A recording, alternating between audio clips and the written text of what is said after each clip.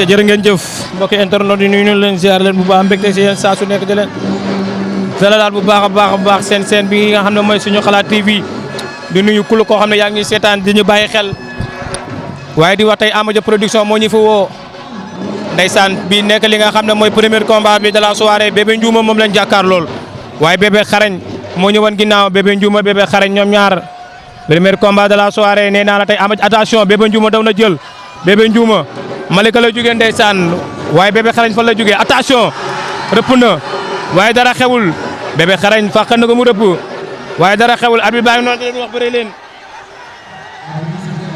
ñaari xale yaa ngi noonu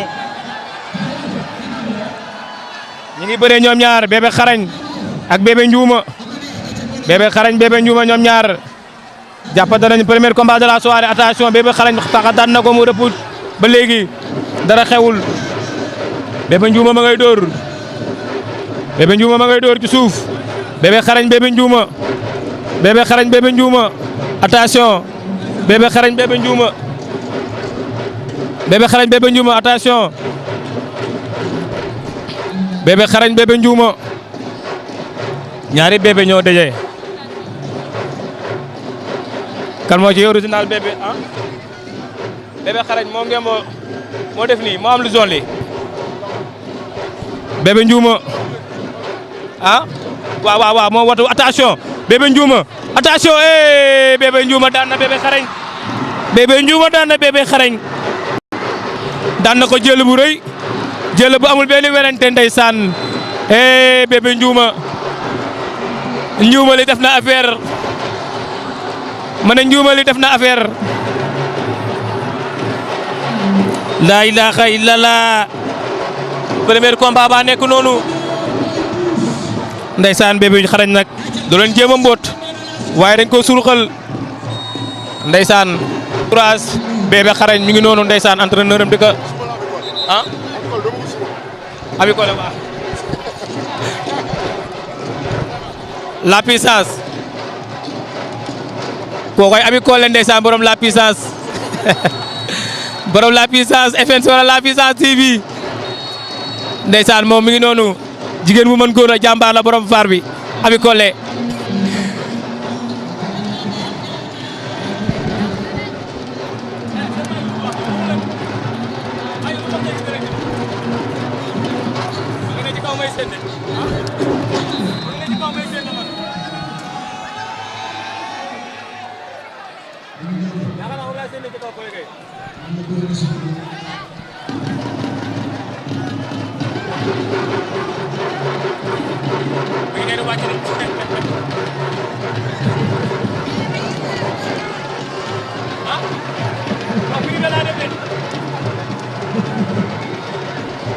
ndeysaan Bébé Ndiouma ngi noonu moo bëre léegi daan léegi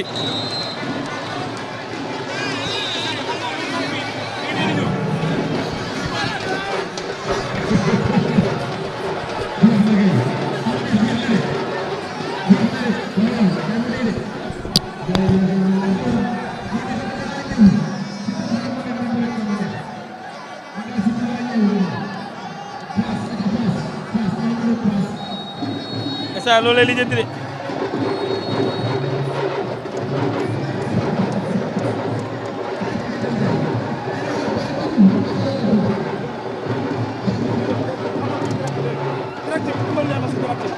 waaw ah non man direct Zalba waaw si wala man damay direct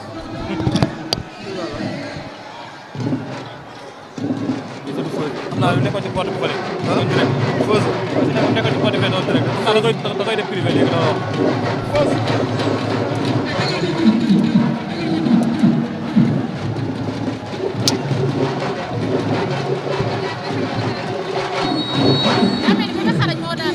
non Bébé Ndiouma moo daan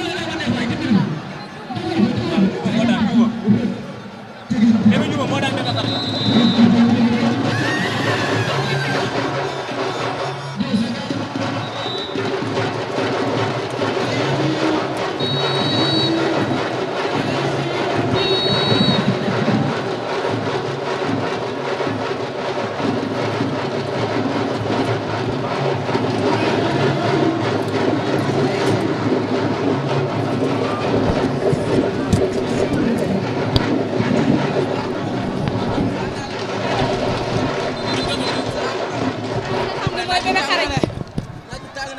baal nañ la ñun ñi toog ci naaj bi.